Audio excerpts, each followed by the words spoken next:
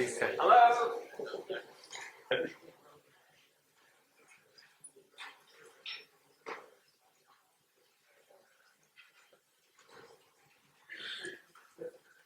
All right. So, can people hear me? Yeah. Okay. All right. So I'm going to start off where I stopped last time, which is talking about the Tate conjecture for Hilbert modular forms. So F is some totally real field. Oh, what happened? Oh, all right.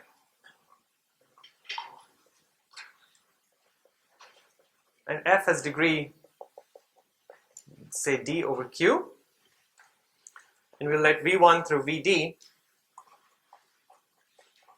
So sigma infinity F is a set of infinite places, and this is going to be set V1 through Vd. Okay? And let's say B, we'll use B usually to denote a quaternion algebra over F.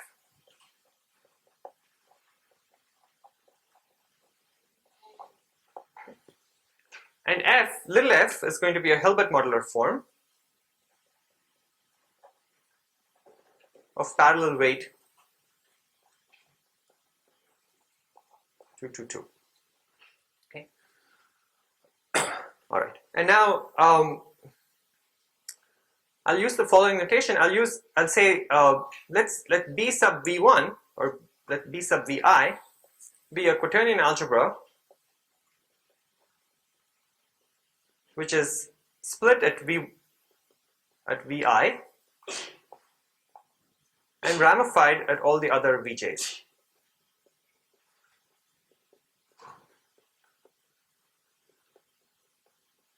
Okay. Such a quaternion algebra may not exist, but let's just say there's one, okay, and we'll let X sub Vi in that case denote the corresponding Shimura curve.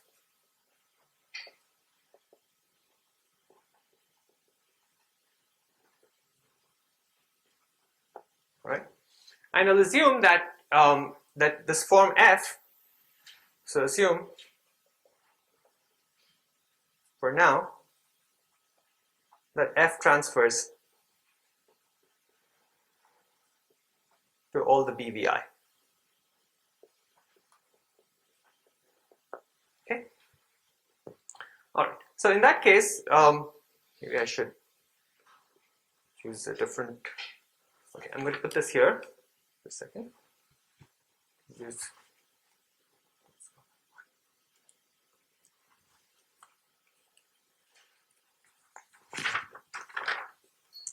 So in that case, as I said last time, there should be. So let's say the B is. Oh, maybe I can write here.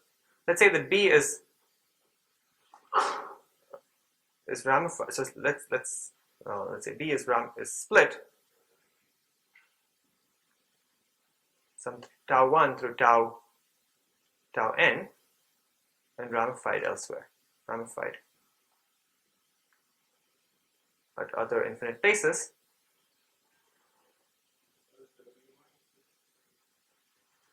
Sorry?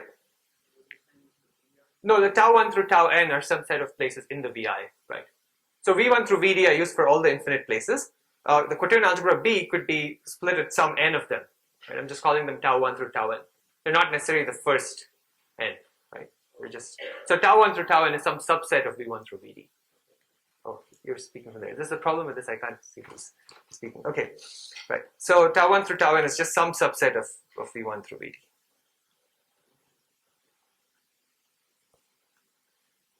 All right. Okay, there we go. So it's writing there. Okay, so last time we talked about the Tate conjecture and said that if we had such a situation, then we would get a cycle on xb cross x tau 1 cross x tau d that realizes the isomorphism we talked about last time. So last time I remarked that you can construct a Galois representation in the middle dimensional homology of this x sub b. This representation is not two-dimensional, as you might have but in fact it's 2 to the n dimensional. And what it is it's restricted to a big enough field, in fact, the Galois group is a big enough field, in fact, it is the tensor product of n of these of n two-dimensional representations. Each of those two-dimensional representations is realized on a different curve, and so the Tate conjecture will predict that there's some cycle on this product that realizes this. Okay? There are two somewhat weaker versions of this. So a weaker version of this is if B and B prime are two quaternion algebras that have complementary ramification.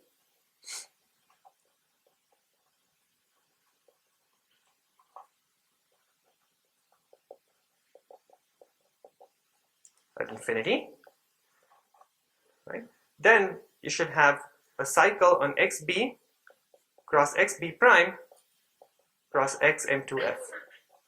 Right? Because on xm2f you realize that there's a representation of dimension 2 to the d, and this guy has a representation of dimension 2 to the n, and this one dimension 2 to the d minus n, right? And one is the tensor product of the other two, and so you should get a cycle on the big product. And an even simpler statement is the following: if B1 and B2 are two quaternion algebras with the same ramification at infinity,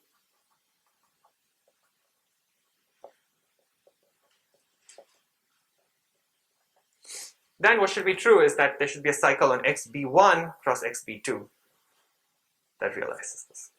Okay, and at least it's not hard to convince yourself that the strongest statement is the one on top, and then the one below is a little weaker, and the one below is even weaker. Now, these conjectures are out of reach, but I want to talk about a concrete consequence of these conjectures that we can think about. So we want to look at consequences of this conjecture for period relations.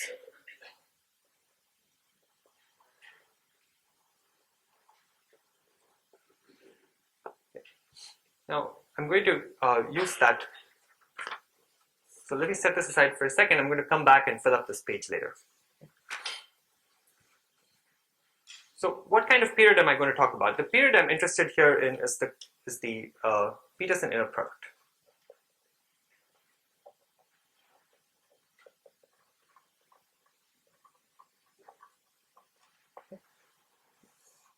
Let me first just go back to the situation over Q and tell you what that is, and then something similar holds over in the totally real case.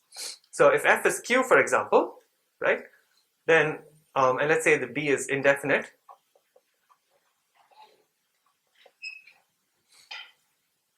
and let's say that your form F lives in some group gamma contained in SL2R, right?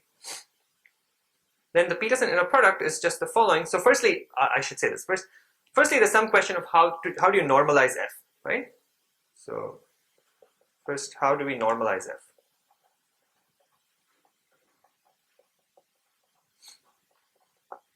If B were M2 of Q, there's no problem, right? If B equals M2 of Q, you can just use the Q expansion. Okay.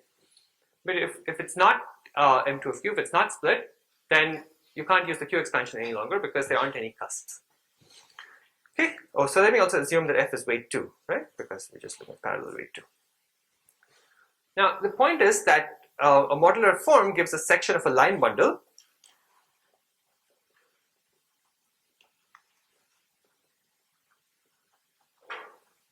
namely, if I associate to F the differential 2 pi I fz dz, right? So this is something on H, but in fact it descends to H mod gamma because of the modularity of F. So it's a one form on H mod gamma. So I can think of this as a section of the curve xb of omega 1 on xb. Okay. Now, as I said last time, the curve xb has a canonical model.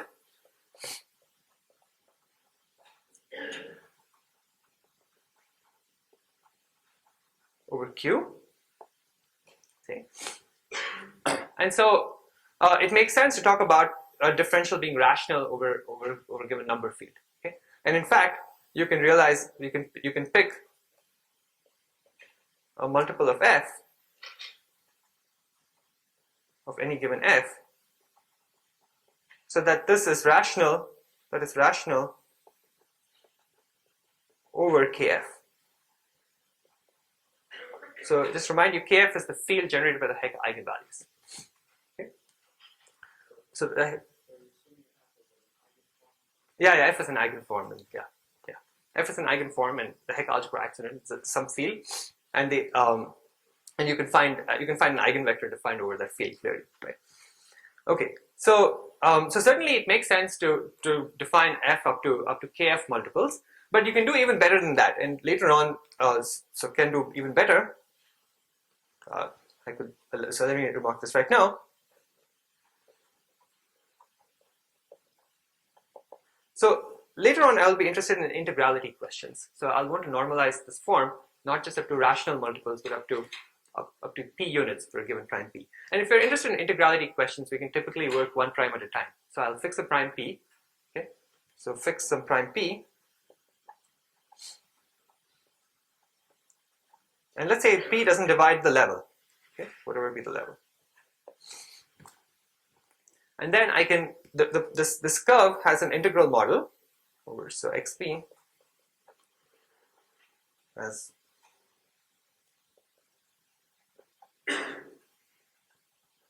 let's say the level is n. It's an integral model over z1 over n, right? And omega 1 extends, and so it makes sense to pick this multiple of f, so you can normalize f. Therefore, you can normalize f up to p units in kf. Okay. Yes. All right. Is that okay? Yeah. No, in the general case, right? In b equals m2 of q, you can just use the q expansion. In the general case, you use the fact that this is a section of this line bundle, and the line bundle extends, right, to the integral model, and so you can probably make a definition at p if p divides n also, but I don't want to get into that. Okay, and one thing you can do is check that this definition for a general b agrees with the q expansion definition when b is m2 of q. Okay? That's not hard.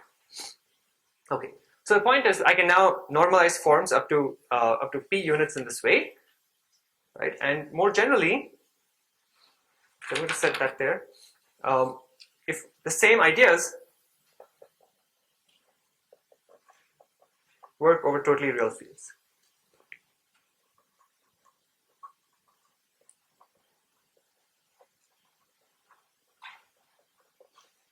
Okay.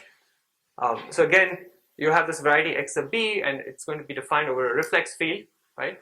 And it'll have good reduction outside of the finite set of places. And if p doesn't divide the level, then you can normalize this guy up to p units in the reflex field. So now we go back to the Peterson inner product.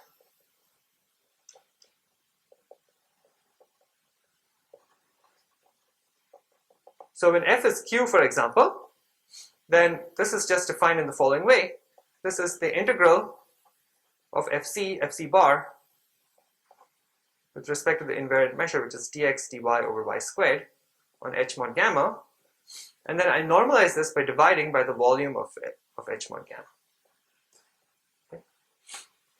And if you think of f as a form, so if you think adelically, that is f as a form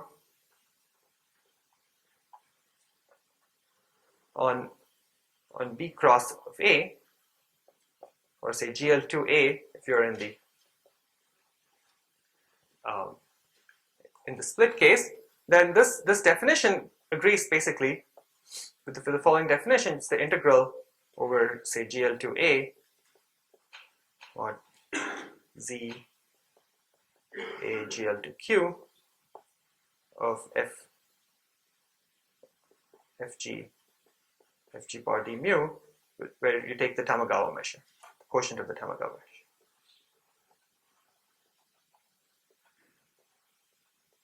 Okay. So you could use either of these definitions, and both these definitions generalize in the obvious way to the Hilbert modular case.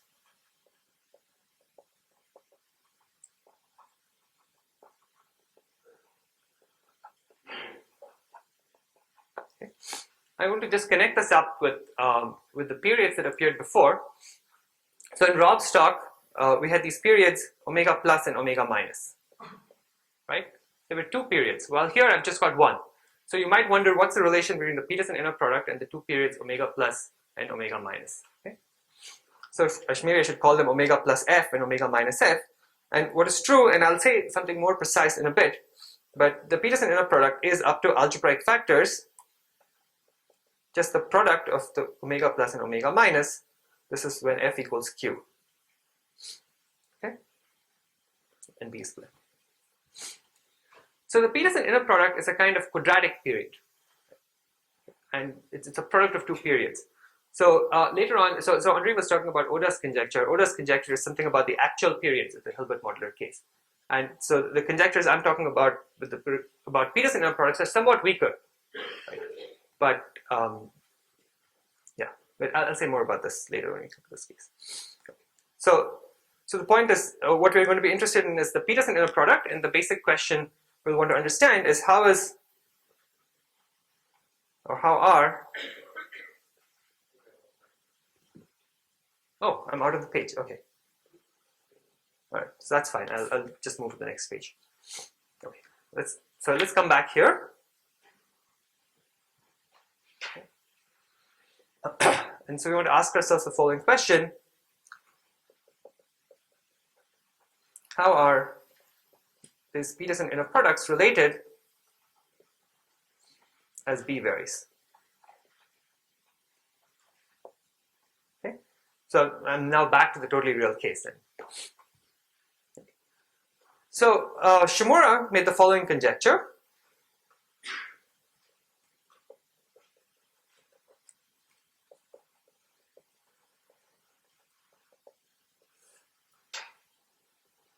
There exists a set of invariants CV1 through CVD, which live in C cross, such that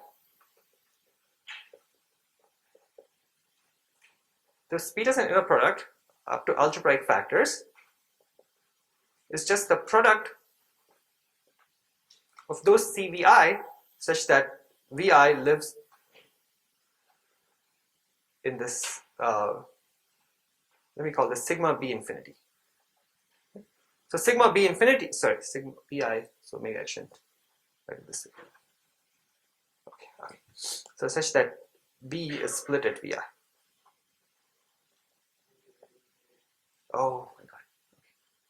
Oh, this is terrible. All right. Okay, is that okay? It barely fits, right? Oh, it doesn't even barely fit. Oh, I see. All right. Oh, this is tragic. Okay. Okay, that's very helpful. Yeah, but now I've made this mess below, and okay. Because all right, so this is going to be over the VI such that B is split at VI.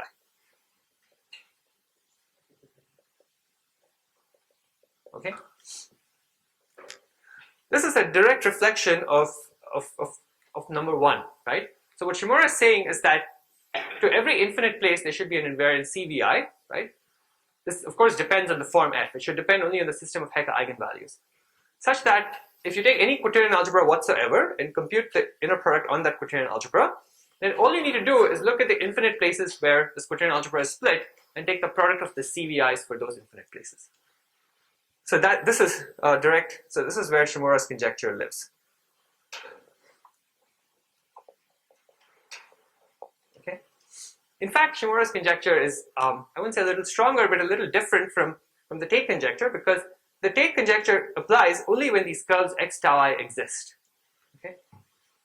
It could happen that the curves x, there are no such curves. It could happen that there aren't any Shimura curves that the form transfers to, but Shimura's conjecture still holds. So So that's an important point actually. Now, what would the analog of Shimura's conjecture in this case be? Well, here it would just say that FB times FB prime equals FF, where I use F just to denote the Hilbert modular form. Right? And this one would say that FB is equal up to Q bar cross to FB1 is equal to Q bar cross to FB2.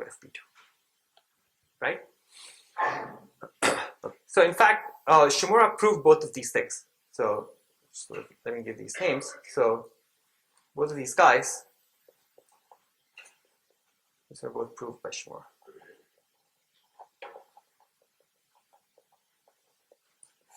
Okay. But the conjecture itself was open for a while.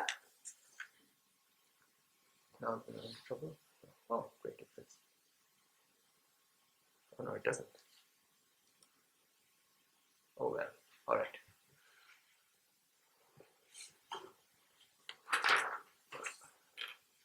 So Michael Harris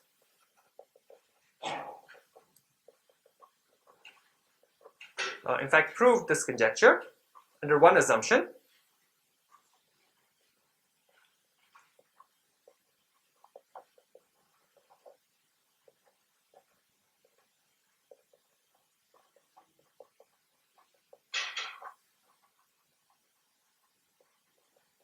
Okay.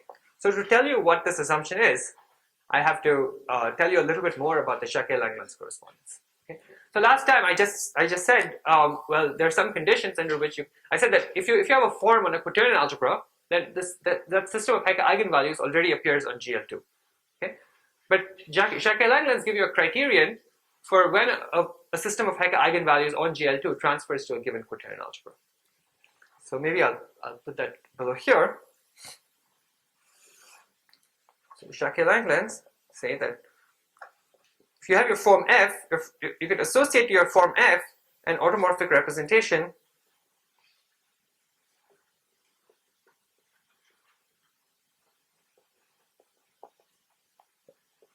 pi of GL2 of AF, and this automorphic representation pi factors over all places V of F as a tensor product of local representations pi sub V. And the precise condition is that F transfers to B cross if and only if the set of places where B is ramified, so that is sigma sub B. So sigma sub B, this is going to be the set of places where B is ramified.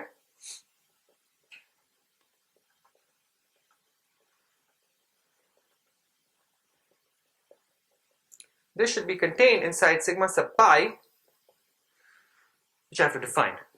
And sigma sub pi is going to be the set of places V such that pi V is discrete series. So that's some technical condition. What it means is at infinite places this is automatically satisfied. At finite places it means your representation is either special or supercuspidal. Right? So I don't want to define any of these things. You can just take this as a black box. There's some condition. But for now, you could just say that this certainly contains sigma infinity. All right. And the condition that Michael Harris needs is the following. So I'll call this assumption star. There exists at least one finite place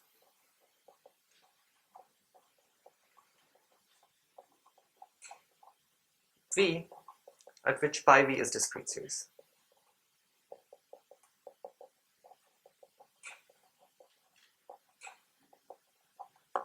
And the reason he needs this assumption is he wants to do an induction on the number of infinite places where B is ramified. Okay. So what he needs to know is, given any subset of the infinite places, there is a quaternion algebra that F transfers to, and that is ramified exactly at that set of infinite places. Now if you have an odd set of infinite places, then you'll need one finite place to play around with also. Okay. So therefore you need your representation to be discrete series at one finite place. So in fact, Yoshida around the same time proved something that removed this condition if all the weights are bigger than 3. But we're looking at the parallel weight 2 case, okay? And so this remained open. All right. So one thing that I want to talk, maybe I'll leave this here. So what did Harris do? And I'm going to explain this in more detail later on.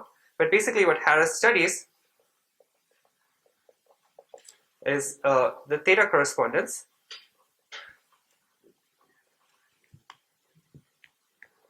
for unitary groups.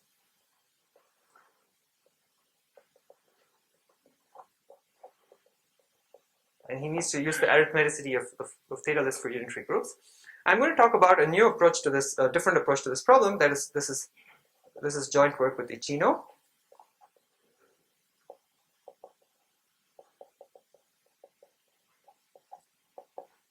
And this new approach, or somewhat different approach, uses also the theta correspondence, but for something different, so-called quaternionic unitary groups.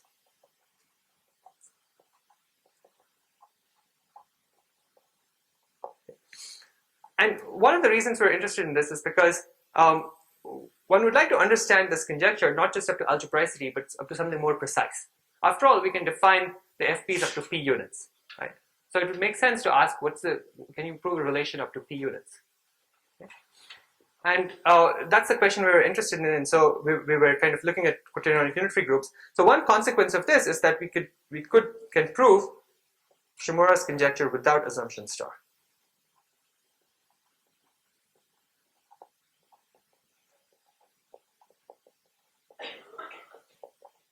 So without this condition, so star, remember, is this condition that at least one finite place it has to be discrete series. Okay, it's over there, right?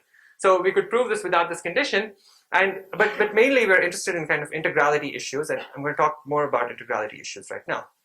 But last week I was kind of looking at Harris's paper again because I was writing notes for the school, and looking at his paper again, I found that you can modify his proof to also remove this assumption star. So it's a bit surprising, but it turns out now you can also remove assumption star. Let's see.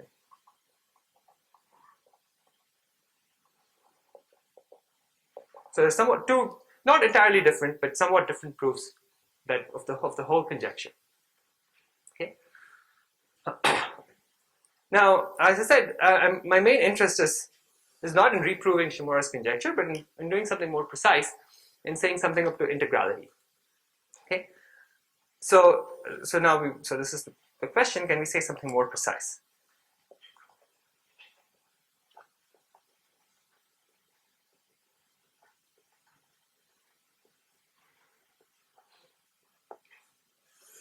Right? This is already an interesting question over Q. So for example, if you take a form F, say F is Q, and say F is an S2 of gamma out of N, right? And you write N as N plus times N minus, and take a quaternion algebra of discriminant N minus, and level N plus, you have a bunch of different forms, right? Let's say they're all indefinite. You know that the transcendental parts of the inner products are the same, right? But you can ask up to p units, can you say something more precise? Okay, and so so that's a question I want to, at least I want to formulate a conjecture. So we'd like to formulate a conjecture. And this it. So to formulate a conjecture, I need to tell you a little bit more about a totally different subject, namely congruences of modular forms.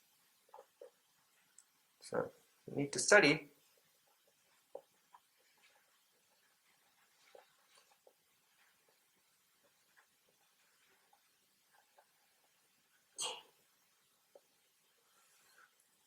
the reason is that in these, to make a more precise conjecture, I'll need to define invariance not just at the infinite places, but at finite places as well. And these invariants at finite places will be related to congruences. Okay. So let's forget about all this for a second, for a few minutes maybe, and we're going to I'll say a few words about congruences. Now I wanted to show something here, and Fernando is, oh, there he is. Okay, so.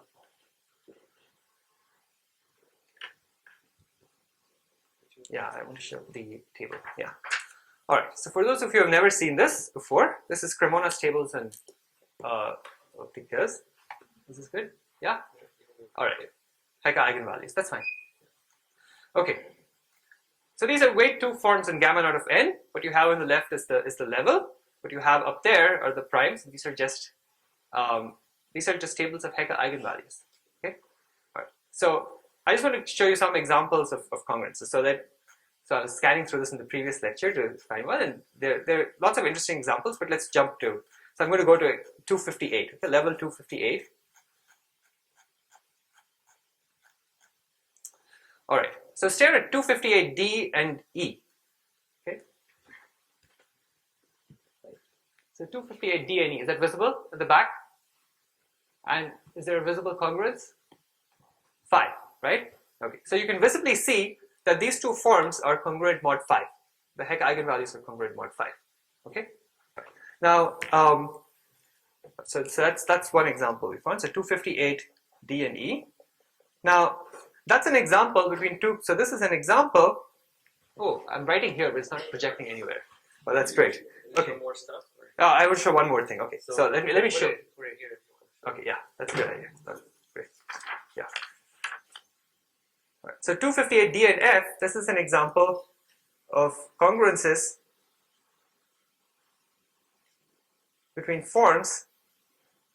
new forms of the same level.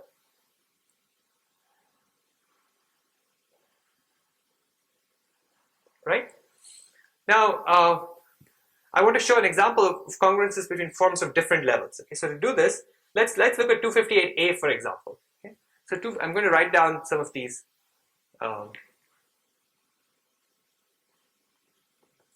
These eigenvalues for 258A. So the first two are just Atkin-Lehner involution. So there's nothing interesting there. And then I have 1, -5. 1, -3, 0, -7, and so forth. Okay. All right. Let's compare this with, 258 divided by 2 is 129, right? So let's compare this with a form of level 129, if such a thing exists. So, okay, 129A, right? So this is 0.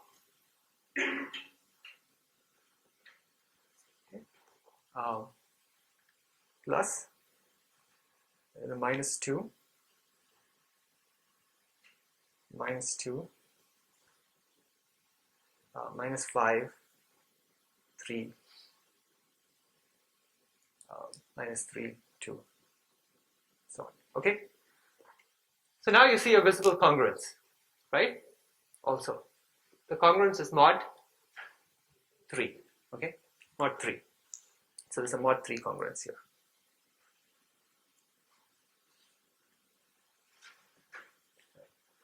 So we've seen two examples of these congruences. One is the congruence between new forms of the same level, and one is an example of congruences between new forms of different levels, right? One level dividing the other. Now you might ask, you might think this is something random, right? Or maybe there's an underlying, maybe there's something that explains these congruences. Maybe there's a way to predict such congruences. Okay? So I'm done with this. Can we? This technology is. I'll show something else at the very end, but now I'm done. Yeah.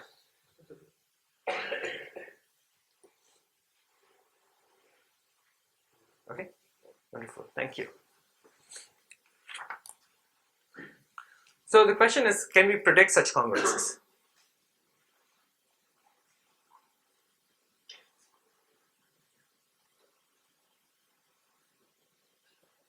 Okay. Are they random, or can we predict them in some way? So it turns out that while Shimura was studying periods in the 80s, at the same time there were several other people who were studying congruences. So there's this work of Hida, Ribbett, and Wiles and Taylor-Wiles. Ended in the. So let me start by, I'll say a couple of words about it. So Hida was the first one to, I guess, study this around Hida and Ribbett. So what Hida showed is the following. If you take the Peterson inner product of this form with itself and divide it by the product of the plus and the minus periods, right? We have these two periods. then what he showed is that this is a measure of congruences.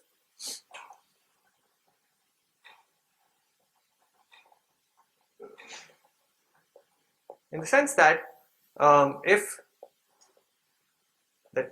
the prime P divides this, maybe L, let me say L, divides, if and only if there exists some other form G of the same level, or of level dividing the same n, where n is, say, the level of F,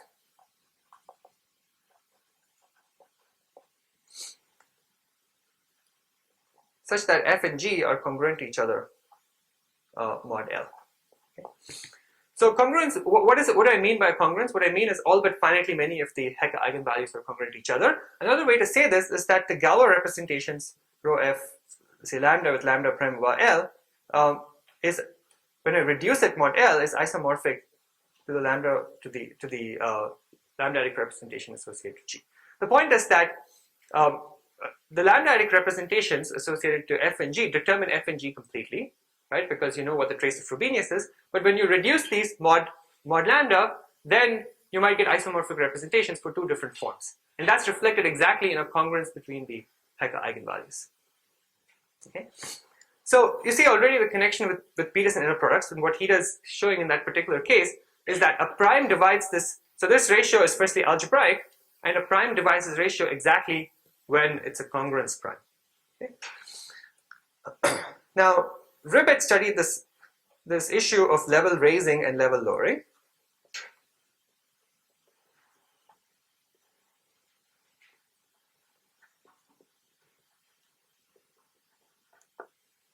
Okay. And the point is, suppose you had, so let me first talk about level raising. Okay, so actually, so there's one more thing I want to say here. It turns out that the Peterson inner product can be related to a certain L value. So the Peterson inner product, maybe I'll put that here. The Peterson inner product is basically equal up to some factors which we don't care about, maybe powers of pi and so on, to the adjoint L value at 1. So it's either the symmetric square at 2 or the adjoint L value at 1. Okay. So if you aren't familiar with the adjoint L function, if you have the usual L function of F, so if the usual L function has other factors, 1 minus alpha p, p to the minus s, 1 minus beta p, p to the minus s, then the adjoint, so if this is the usual Euler factor, P of fs, then the adjoint L function, P of add 0 fs, this is a degree 3 L function. It's given by taking alpha p over beta p, p to the minus s, times beta p over alpha p, p to the minus s, times 1 minus p to the minus s. Okay. So the adjoint L function is a degree 3 L function, and it turns out that what's relevant is that the value of this adjoint L function at 1. Okay. And so essentially you can say that what Hida is showing is that the adjoint L value at 1, suitably corrected by these transcendental periods, is giving you some measure of congruences. Now, Ribet proved two results, one level raising and one level lowering. So the level raising result is the following. If you have f of level n, and say p doesn't divide n, can you find g of level n times p? So this g has to be nu of level np, such that f and g are congruent to each other mod L, or L or lambda, right? Lambda divides L. Okay, and this is a very simple criterion that Ribet found, which is that this happens. So Ribet showed that in fact this happens if and only if L divides the factor, the adjoint L value at 1, the Euler factor, okay, the adjoint L value at 1. So one way to think about this is that if you want to measure congruences at this fixed level, you just look at the adjoint L function. But if you want to allow congruence with a higher level, say you want to move from level n to level np, all you have to do is drop the Euler factor at p, and that gives you these extra congruences. Okay, and then there's a level lowering result, which is in a way much deeper. You drop the Euler factor? You just drop the Euler factor. The Euler factor. The same Euler, yeah, that's the Euler factor. You just drop that Euler factor. I want the inverse. No, the L function is the product of the inverses. Okay. Yeah. Okay. And so the level lowering result is of somewhat different nature. Suppose f is of level p times n, or q times p times n. Okay. And you ask the following question: can you find g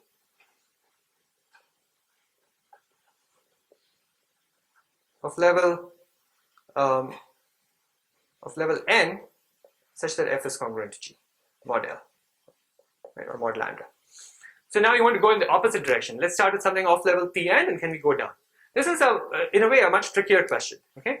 Now what you can say is, if you can find such a g, then you know that rho f L lambda is isomorphic to rho g lambda bar, right? Because you have some congruence.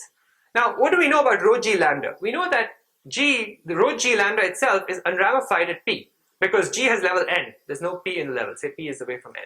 Okay. So this representation then is unramified, and so rho f lambda bar is unramified. So the point is that your original representation, rho f lambda, the lambda adic representation, is going to be ramified certainly, but when you reduce it, then it has to be unramified. And Ribbett showed that essentially the converse is true, that if rho f lambda bar is unramified, then in fact, then this is true. This is a very hard result, and it kind of it uses Shimura curves. It uses the Jacques-Langlands correspondence and a kind of geometric realization of the Jacques-Langlands correspondence, which is all in the notes. In fact, notes.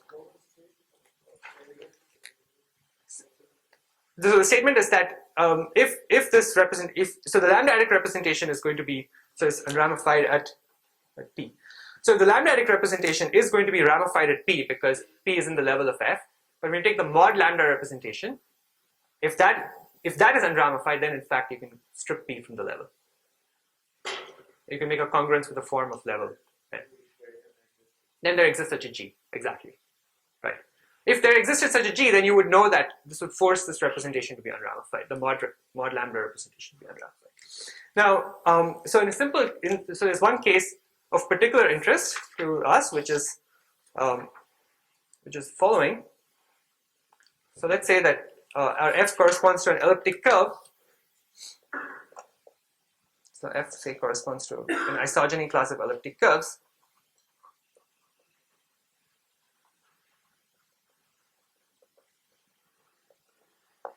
And let's say n is square free. Then there's a very simple interpretation for what this is. So let's say p divides n. Then so then essentially what one can check is that rho f lambda bar is unramified at p if and only if L divides a certain number, which I'll call C sub p, and C sub p is the order of a component group. So this is the order of the component group of the neuron model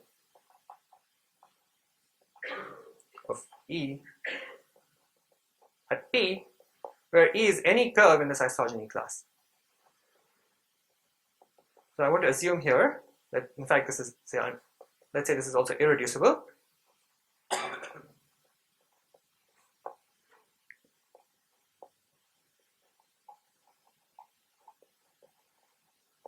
Okay, so so what this is saying is that now I'm putting myself in this level lowering situation, but where p divides the level, and I want to strip p from the level, and if p divides it exactly once, then there's a very simple invariant. Namely, you take any elliptic curve in this isogeny class and take the neuron model of this elliptic curve, take the order of the component group of this neuron model, and all you have to do is check if L divides this component group or not. Okay, the order of this component group, and this follows from the Tate parameterization. In this case. Okay, all right. So Right. So I'm going to come back to this in just a second. I want to mention quickly this what happened with Wiles and Taylor-Wiles. So these results that I talked about are about well, a prime divides this L value if it divides, it's a congruence prime and so on. But what about powers of primes? Okay? Can we say something more precise? And in fact, what Wiles did is to find a very precise invariant, so-called eta invariant. This is a very precise measure of congruences.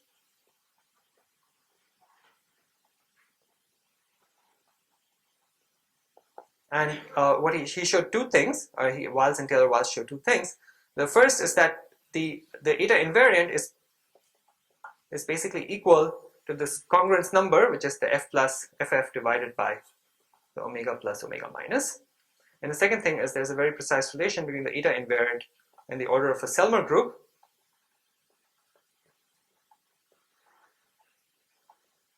And both these results, in a way, especially the latter one, this is the key thing that made the Taniyama-Shimura conjecture true.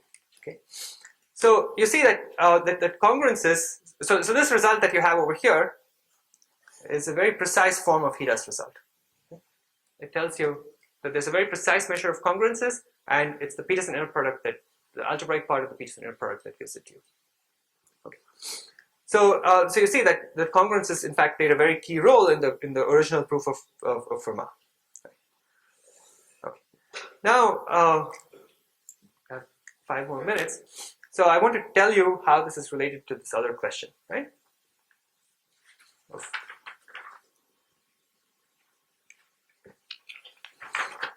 Okay. So let's put ourselves in the following situation. F is an S2 of gamma naught of n, a new form. B is a quaternion algebra, indefinite, over Q, of discriminant some n minus dividing n. So it's a set of places where B is ramified. And let's write n as n plus n minus. And then you can construct a Shimura curve, which I'll call x sub b, which is associated to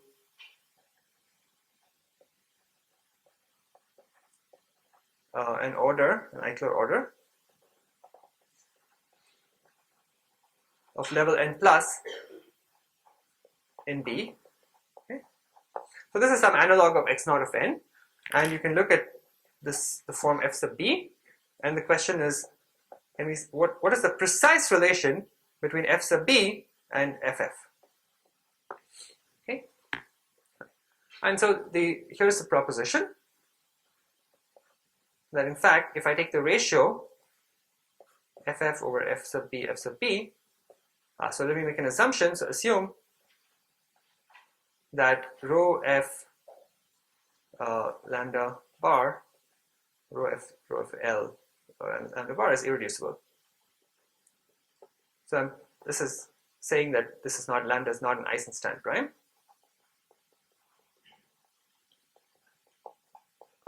That's just terminology, right? We say that, so I'm going to assume that the lambda-adic representation is irreducible, and then so lambda is the prime I'm working on. So fp and f are normalized up to lambda-adic units, or up to even L-adic units.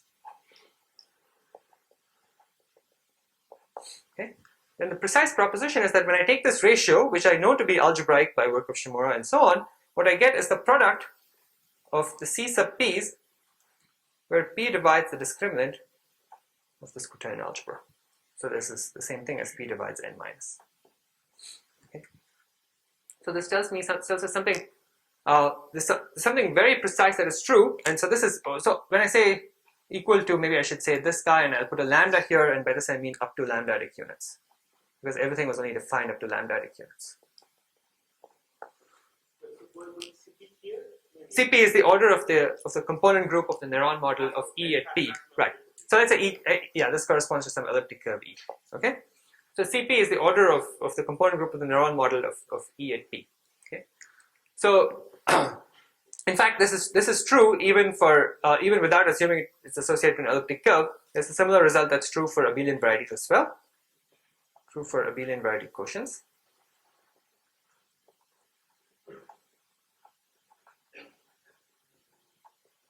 quotients as well. But let's write this in terms of FB, FP. So what does this tell you then? Well, it tells you that FB, FP is up to lambda-adic units, this Peterson inner product divided by the product of primes dividing dB of C sub B. Okay? And remember, the Peterson inner product is the adjoint L value. So I can write this as the adjoint L value. That's your F divided by the product of the CPs, where P divides dB. Okay? That's the precise statement in this case. And so I won't prove this here, it's in the notes. And the proof, in fact, uses, the proof is due to Ribbett and Takahashi. It uses, and some additional ideas on the Manin constant. It's all in the notes, so you can read it there. But I just want to emphasize the structure of this thing. So the point is, what we'd like to do is compare this very precise result over Q with Shimura's conjecture over totally real fields, and then make a very precise conjecture over totally real fields that works up to P units. Now let's stare at Shimura's conjecture. I'm going to take, I started late, right? So I can take a couple more minutes. Yeah? Yeah. All right, so I'm going to compare this very, very precise thing with Shimura's conjecture. So what does Shimura's conjecture say? Well, it says that, so now I return to the case where F equals a totally real field. And so Shimura's conjecture says that there exists this function, there exists CV1 through CVD, which are the infinite places, such that this guy is equal to the product of the CVIs, such that B is split at the VIs. Right? But now you can write this as the product of over all the CVIs divided by the product over those CVIs, such that B is ramified at VI. Okay? Now if this conjecture is true, which we know to be true, then the numerator is the same thing as the adjoint L value, because it's the Peterson inner product. Okay?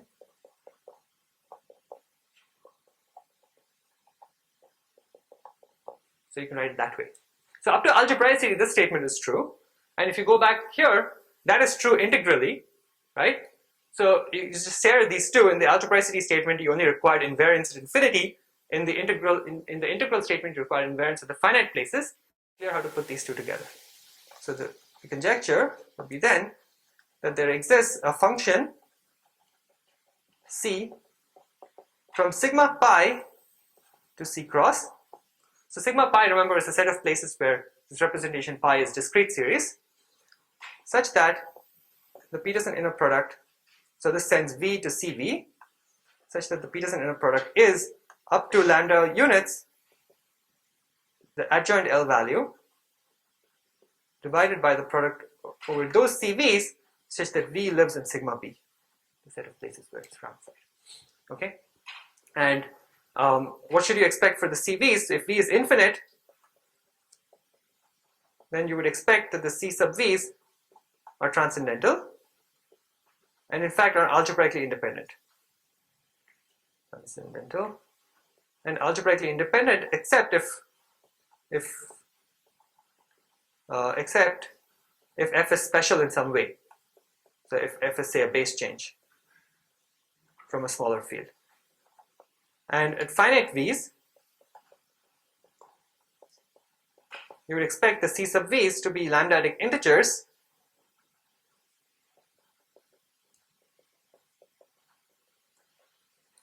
and they should count congruences and count level lowering congruences in the same way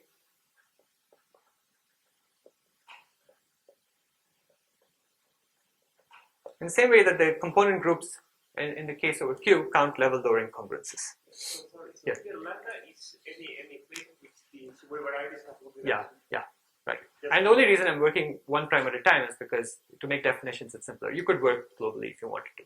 Right. And then the conjecture would be up to global units. Yeah, you should be able to make a conjecture up to global units, but it'd be harder to make it precise. Right. At bad places of bad reduction, it'd be tricky to make this precise. But yeah, there should be something, I guess. I'll show you data, and it doesn't look like it's false. It looks like there should be something precise. Something could go wrong with the Eisenstein primes. Okay, so I should have said this. So I should have assumed that. So assume this is an underlying assumption. Assume lambda is not Eisenstein for F. Okay. All right. So I wanted to end by showing some numbers but maybe I'll do that next time because we're out of time already.